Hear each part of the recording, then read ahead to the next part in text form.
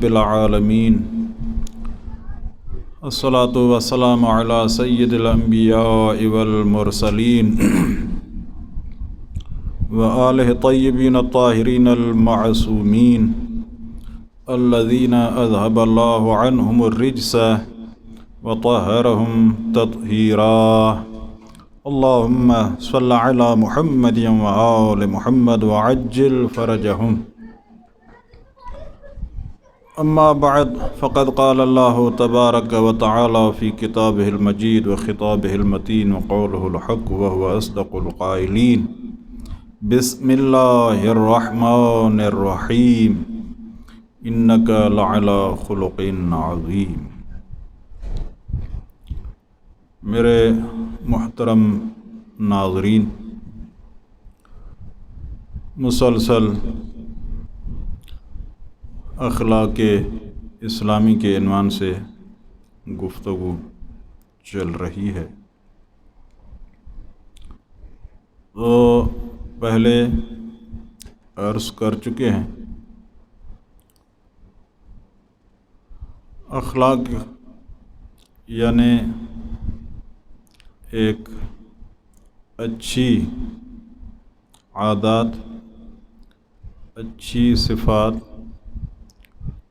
جو انسان کے لیے فطرت ثانیہ بن جائیں، تو اس وقت یہ نہیں کہ کبھی سچ بولا پھر کبھی جھوٹ بولا،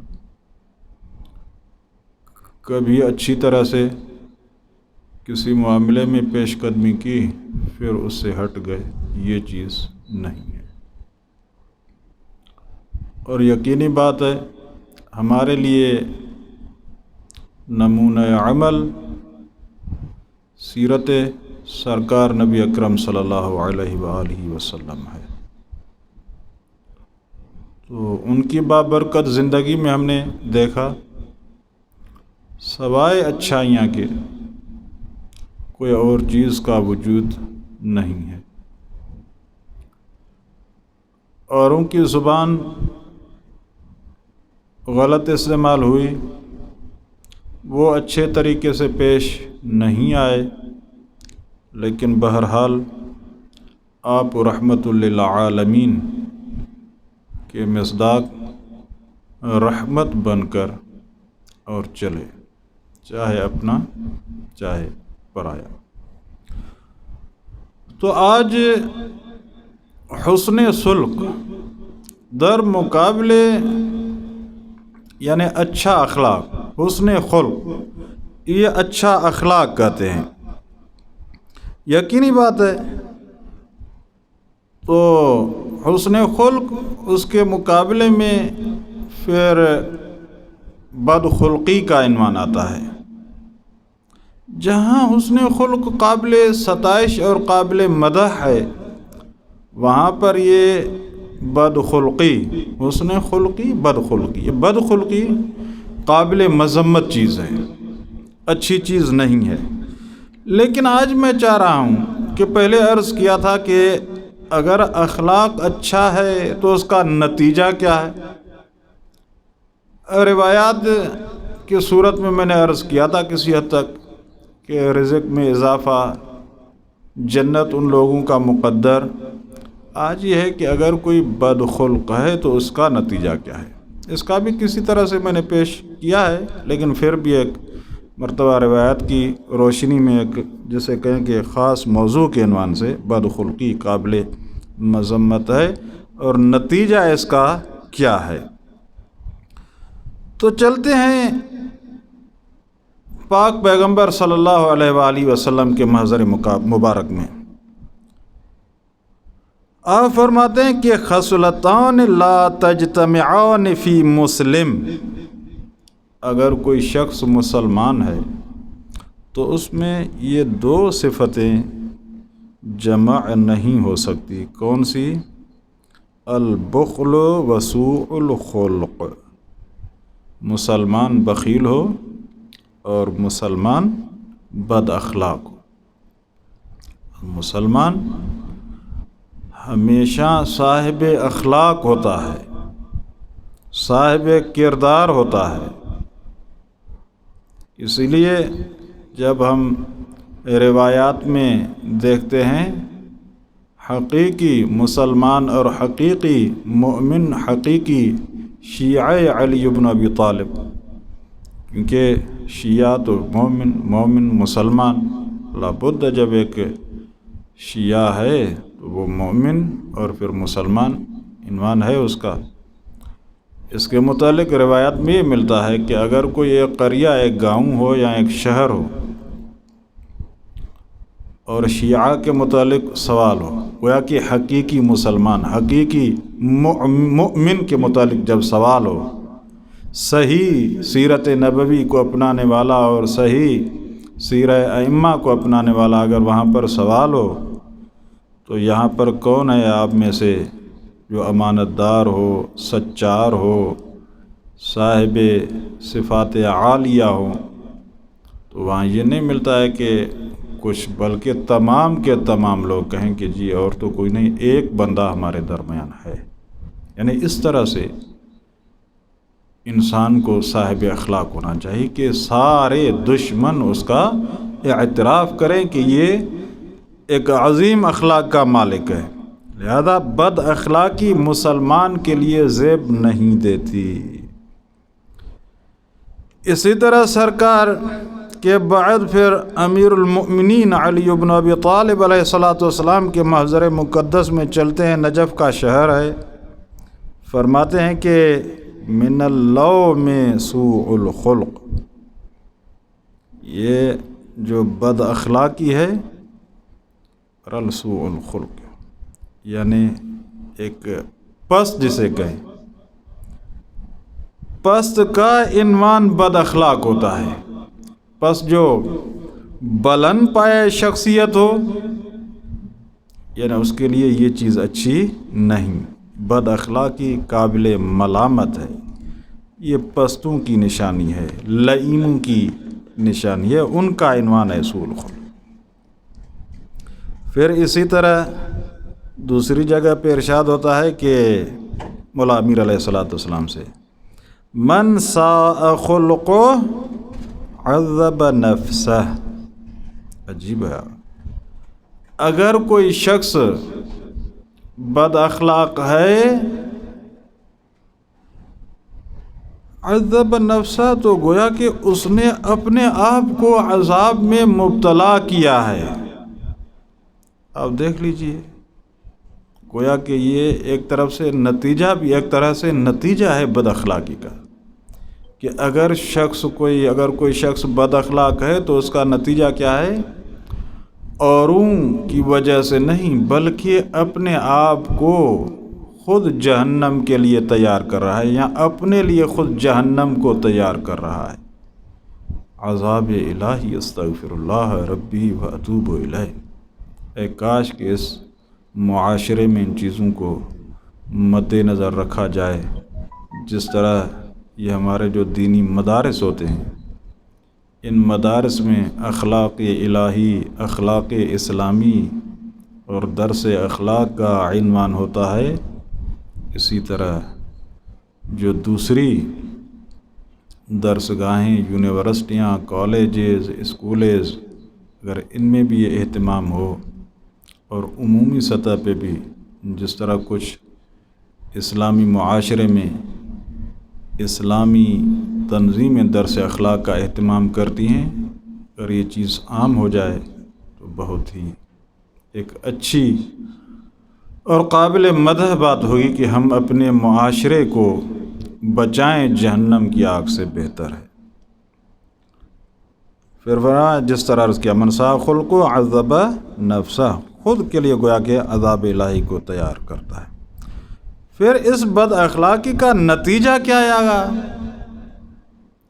ایک جہنم، پہلے میں نے عرض کیا تھا لیکن آج روایت پیش کر دیا آپ کے محضر مقدس میں، فرما رہے ہیں نیک اعمال آپ کے تباہ ہو جائیں گے۔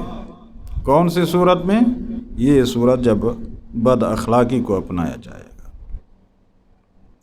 نبی اکرم صلی اللہ علیہ وآلہ وسلم سے روایت ہے، الخلق سیء یفسد العمل کما یفسد الخل العسل، فرما رہے ہیں بد خلقی، بد اخلاقی عمل کو تباہ کرتی ہے۔ کون سا عمل؟ یقیناً اچھا عمل، کیونکہ بد اخلاقی کو تو نہیں ایمان ہے، بد اخلاقی عمل۔ کون سا عمل؟ یعنی اچھا عمل۔ جب مسلمان کا عمل تو مرحلہ ابتدا میں یعنی اچھے کا عنوان ہے، اللہ کے بر میں ثابت ہو کہ دوسرا کوئی عنوان تھا۔ ویسے بھی ہے کہ مومن کے کام کو اچھائی پر عمل کیا جائے، لہذا یہاں اچھا عمل مخصوص ہے، عمل سے مراد اچھا عمل ہے۔ بد خلقی اچھے عمل کو فاسد کرتی ہے، گویا کہ تباہ کرتی ہے، اس کے نتیجے میں اچھا عمل ختم ہو جاتا ہے۔ پھر آگے تشبیہ دیتے ہیں، جس طرح سے سرقہ اصل یعنی شہد کو فاسد کر دیتا ہے، تباہ کر دیتا ہے، برباد کر دیتا ہے۔ وہ کیا آپ جانتے ہیں کہ اصل ایک قابل مدح چیز ہے، قرآن مجید میں اس کا ذکر ہے، امراض سے شفا کا عنوان ہے۔ اب یقینی بات ہے جب سرکہ آپ استعمال کریں گے اور اتفاق سے یہ ختم ہو جائے اور کوئی مریض ہو، یہ چیز نہیں ہوگی تو موت کا عنوان بھی ہو سکتا ہے۔ اولاً تو ایک اچھی چیز ہمارے ہاتھوں سے چلی گئی، جب اچھی چیز وہ نہیں ہوگی جہاں پر اس کی ضرورت ہو تو ممکن ہے ہم ایک مومن کی جان بچانے کی بجائے اس کی جان کھو دیں۔ لہذا بہتر یہ ہے کہ اس چیز سے بچا جائے، بس نتیجہ جہنم، نتیجہ اچھے اعمال کی تباہی، اور یہ عجیب ہے آغا۔ پھر فرماتے ہیں کہ عدم قبولیت توبہ قبول نہیں ہوگی، کیونکہ مومنین جانتے ہیں، بامعرفت ہیں کہ انسان اگر ایک صحیح راستے کو چھوڑ کے دوسرے خط جو کہ اچھا نہ ہو اپنائے تو پاک پروردگار کی طرف سے واپسی کے عنوانات ہیں۔ اور واپسی کا طریقہ کار کون سا ہے؟ واپسی کا طریقہ کار یہی ہے کہ جی آپ اس چیز کو چھوڑیں، توبہ کریں۔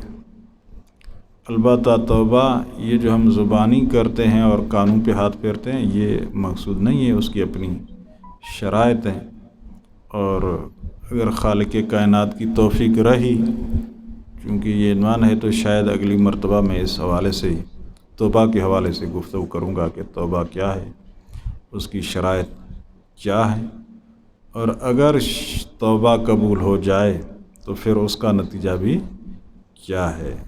لہذا اس کو لیکن فعلاً اتنا عرض کرتا ہوں کہ اس کا سبب فرما رہے ہیں کہ عدم قبولیت توبہ، یعنی خالق کائنات اس شخص کی توبہ کو قبول نہیں کرتا۔ لوگوں نے سرکار سے پوچھا، نبی اکرم صلی اللہ علیہ وآلہ وسلم کے منظر مقدس میں آئے، فرمایا کہ کیا وجہ ہے کہ انسان کی توبہ قبول نہیں ہوتی، کیوں؟ یعنی بد اخلاقی کے نتیجے میں اس کی وجہ کیا ہے، کیوں؟ تو سرکار نے فرمایا کہ وجہ یہ ہے کہ جب بد اخلاق ہے تو اپنی اس بات پر قائم نہیں رہتا، یعنی ایک مرتبہ ممکن ہے توبہ کرے تو اس توبہ کے بعد یہ ہے کہ پھر اس گناہ میں ہاتھ نہیں ڈالنا چاہیے، لیکن بد اخلاق کا نتیجہ کیا ہوتا ہے کہ وہ دوبارہ اسی گناہ میں ہاتھ ڈالتا ہے، اور دوبارہ اسی گناہ میں ہاتھ ڈالنے کا کیا مقصد ہے؟ گویا کہ خداوند متعال کے ساتھ مزاح کرنا مقصود ہے۔ آپ جانتے ہیں جس طرح سے بعض بزرگان کے عجیب جملے ہیں کہ جنگ، یہ گناہ کا مقصد کیا ہوتا ہے؟ گناہ یعنی حقیقت میں جنگ با خدا سے جنگ۔ خدا سے جنگ کا کیا عنوان ہے؟ یعنی پاک پروردگار نے منع فرمایا ہے، ہم اسی کو کر رہے ہیں، لہذا اس نے کیا، پھر توبہ کی، پھر دوبارہ کیا پھر دوبارہ، تو یہ چیزیں جو ہیں وہ سبب بنتی ہیں گویا کہ مزید غضب الہی اور قہر الہی کو دعوت دینے کے مترادف ہے۔ نتیجتاً ایک مرتبہ جب اس طرح سے کرتا ہے تو یہ دروازہ بند ہو جاتا ہے، پھر اس کی توبہ قبول نہیں ہوتی۔ اور پھر اس کے بعد بد اخلاقی کا نتیجہ، پہلے میں نے حسن خلق کے نتیجے میں عرض کیا تھا کہ گویا کہ اس کا رزق بڑھتا ہے، اس پہ بھی روایت پیش کی تھی۔ آج اس کے نتیجے میں بعض مرتبہ یہ بھی ہے تعرف الاشیاء بازدادہا، یعنی اشیاء کی تعریف اور ان کا پہچاننا ضد سے بھی ہوتا ہے۔ یقینی بات ہے جب اخلاق کے نتیجے میں رزق بڑھتا ہے تو بد اخلاقی کے نتیجے میں رزق کم ہونا چاہیے۔ تو اس حوالے سے میں آج روایت آپ کے محضر مقدس میں پیش کر رہا ہوں۔ بد اخلاقی کا نتیجہ رزق میں کمی۔ روایت ہے من ساء خلقہ ضاق رزقہ، جو بھی من یعنی جو بھی بد اخلاق ہے، جو بھی بد اخلاقی کا مرتکب ہوگا، ضاق کاف کے ساتھ رزقہ، اس کا رزق ضیق تنگی کمی کے معنی میں چلا جائے گا، یعنی اس کا رزق پھر کم پڑ جائے گا۔ اور آخری جو عرض کر لوں اس کا نتیجہ درست ہے، توبہ قبول نہیں ہوگی، رزق میں کمی ہو جائے گی، لیکن آخر میں اس کا نتیجہ کیا ہے؟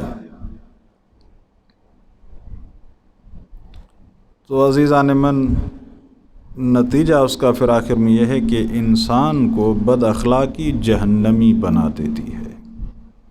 آپ جانتے ہیں کہ اگر کوئی شخص جہنم میں چلا جائے، کوئی بھی مسلمان،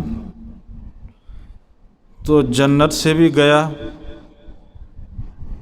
اور جنت میں حسنین کریمین کی سرداری ہوگی۔ ایسے رؤوف اور کریم امام، ان کی سرداری بھی نصیب نہیں ہوگی۔ نتیجہ نبی اکرم کا عنوان، جناب زہرا سلام اللہ، ائمہ کا عنوان، یعنی ساری چیزیں، جب ایسی چیزوں کو انسان کھو دے، چھوڑ دے، نہ ملیں، کیا نتیجہ ہے آپ خود اندازہ لگا لیں۔ اللہ اکبر۔ بہرحال جہنمی کا عنوان ہے۔ سرکار کی خدمت میں کچھ لوگ آئے، عرض کیا یا رسول اللہ، ایک شخص ہے جو نماز بھی پڑھتا ہے، روزے بھی رکھتا ہے، یعنی ظاہراً یہ نیکیاں انجام دیتا ہے، لیکن اس میں ایک مسئلہ یہ ہے کہ بد اخلاق ہے۔ بد اخلاق سے کیا مراد؟ یعنی اپنے ہمسایوں کے ساتھ اس کا جو طریقہ کار ہے، روش ہے، وہ ذرا اچھی نہیں ہے۔ ان کے ساتھ ان کا اٹھنا بیٹھنا، تعامل اچھا نہیں ہے۔ آپ صلی اللہ علیہ وآلہ وسلم نے فرمایا اگر اس طرح سے ہے تو اس شخص میں کوئی اچھائی نہیں، اور پھر فرمایا وہ جہنمی ہے۔ تو عزیزان من، گویا کہ اگر کوئی شخص نمازی ہے، روزے دار ہے، احکامات جو واجب ہیں ان پر عمل کر رہا ہے، اور بد اخلاق ہے، تو نبی رحمت فرما رہے ہیں کہ یہ شخص جہنمی ہے۔ تو یہیں تک آج کافی ہے۔ خالق کائنات سے یہی دعا کرتے ہیں خداوندہ ہمیں اچھے اخلاق کو اپنانے کی توفیق عنایت فرما، بد اخلاقی سے بچنے کی توفیق عنایت فرما۔ بد اخلاقی کے نتیجے میں جتنی یہ چیزیں ہیں، پہلے تو یہ علت ختم ہو تو معلول خود بخود، نتیجتاً اگر اچھا اخلاق ہو جائے گا تو رزق بڑھ جائے گا اور جنت نصیب ہوگی۔ میرے خالق تو اچھے اخلاق کو اپنانے، بد اخلاقی سے بچنے کی توفیق عنایت فرما، جنتیوں میں ہمارا شمار فرما، جہنمیوں سے بچنے کی توفیق عنایت فرما، رزق حلال سے مالا مال فرما۔ تمام مراجع حقہ، علماء حقہ اور قائد محبوب علامہ سید ساجد علی نقوی حفظہ اللہ، ان کے توفیقات خیر میں اضافہ فرما، ان کو طولانی عمر نصیب فرما۔ جو برادران زحمات فرما رہے ہیں یہاں پر، ان کی زحمات کو اپنی بارگاہ میں قبول فرما، ہمیں صحیح معنی میں مسلمان مؤمن بننے کی توفیق عنایت فرما، ہمارے مولا اور آقا کو جلد ظاہر فرما، اس امام کے قدموں میں شہادت نصیب فرما، اس امام کی آواز پر لبیک کہنے کی توفیق عنایت فرما۔ ربنا تقبل منا انک انت السمیع العلیم۔